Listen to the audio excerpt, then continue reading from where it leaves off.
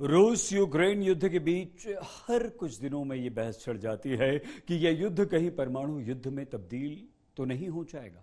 Putin अक्सर इस तरह के संकेत भी देते रहे हैं। कहीं उनके मंत्री इस चिंगारी को हवा तो नहीं देते कि या कहीं खुद पुतिन अपना न्यूक्लियर ब्रीफकेस लेकर पहुंच जाते हैं। लेकिन इस बार मॉस्को में पुतिन का परमाणु हवाई जहाज भी नजर आया है। 9 मई को विक्ट्री डे परेड में यूक्रेन पर अपनी जीत की घोषणा कर सकता है। हालांकि रूसी सेना को अभी तक वैसी सफलता नहीं मिली है जैसी पुतिन चाहते थे। इसलिए पुतिन विक्ट्री डे परेड वाले दिन यूक्रेन में अपनी पूरी ताकत के इस्तेमाल का ऐलान भी कर सकते हैं। पुतिन परेड में अपने देश के लोगों से कह सकते हैं कि पूरे विश्व के नाजियों के खिलाफ रूस यूक्रेन में बड़ी सेना उतारने जा रहा है। 9 मई को रूस के विक्ट्री डे को लेकर दुनिया के माथे पर चिंता की लकीरें। रूस यूक्रेन युद्ध 75 दिन गुजर जाने के बाद भी खत्म होने का नाम नहीं ले रहा है। युद्ध पर लगातार परमाणु हमले के बादल मंडरा रहे हैं। पुतिन कई बार इसका इशारा भी दे चुके हैं। एक बार फिर पुतिन ने इसका संकेत दिया है।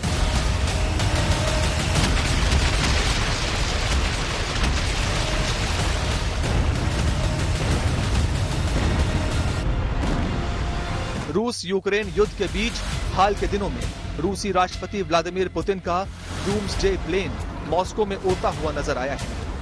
ये खास प्लेन पुतिन को परमाणु युद्ध की स्थिति में हवा में लेकर उड़ सकता है। इल्यूशन IL-80 को मॉस्को शहर के बाहर बहुत नीचे से उड़ान भरते हुए देखा गया है। रूसी अधिकारियों के मुताबिक ये प्लेन 9 मई को होने वाली सालाना विक्ट्री डे परेड में भी शामिल होगा।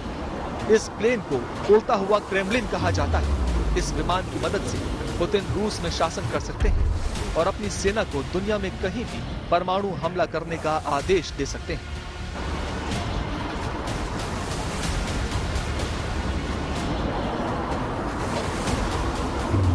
माना जा रहा है कि IL-80 के जरिए पुतिन यूक्रेन जंग के बीच पश्चिमी देशों को संदेश देना चाहते हैं कि परमाणु हमले की जरूरत पड़ी तो उससे भी गुरेज नहीं किया जाएगा। हम आपको बता दें कि कुछ ऐसे प्लेन हैं जो परमाणु हमले की स्थिति में इस्तेमाल करने के लिए ही बनाए गए हैं। ऐसे हमलों के समय इन विमानों में देश के राष्ट्रपति और दूसरे महत्वपूर्ण अधिकारी सुरक्षित रहते हुए देश की सेना को कमान दे सकते हैं और देश का नेतृत्व कर सकते हैं। इस तरह के प्लेन दुनिया में सिर्फ 2 ही देशों के पास हैं। एक अमेरिका, जिसके डूम्सडे प्लेन का नाम है बोइंग E-4B, और दूसरा रूस, जिसके प्लेन का नाम है इल्यूशन IL-80।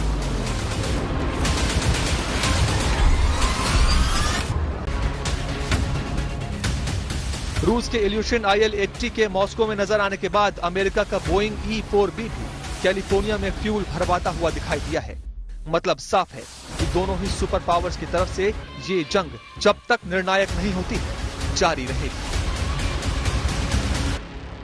मॉस्को और कैलिफोर्निया में रूस और अमेरिका के परमाणु हवाई जहाज आसमान में चक्कर लगा रहे हैं तो इधर रूस मॉक न्यूक्लियर ड्रिल को अंजाम दे रहा है। दुनिया के दूसरे देश इस बात से खासे परेशान हैं कि कहीं परमाणु युद्ध न छिड़ जाए।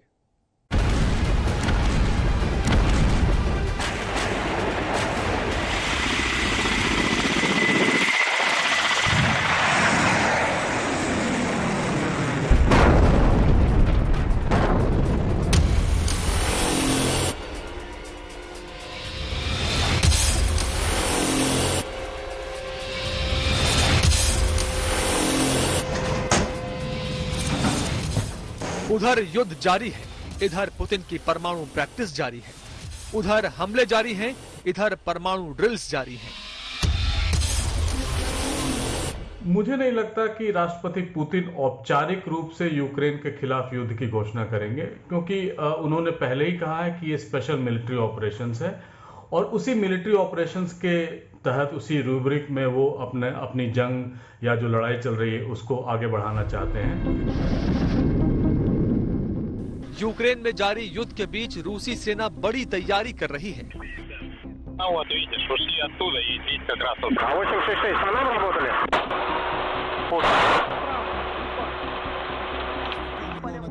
रूसी रक्षा मंत्रालय के अनुसार रूसी सेना ने यूक्रेन में जारी सैन्य अभियान के बीच कैलिनिनग्राद के पश्चिमी एन्क्लेव में सिम्युलेटेड न्यूक्लियर स्ट्राइक यानी नकली परमाणु सक्षम मिसाइल हमलों का अभ्यास किया।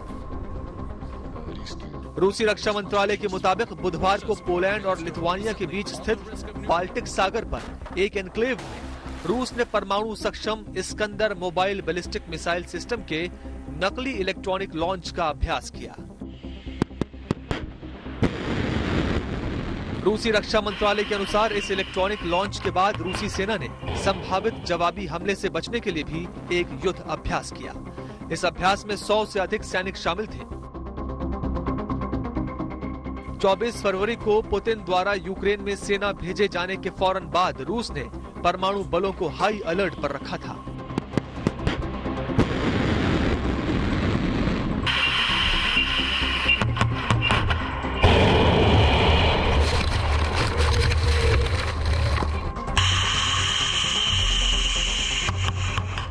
रूस के इस एक्शन से साफ है कि पुतिन ने परमाणु हथियारों के इस्तेमाल को खारिज नहीं किया है।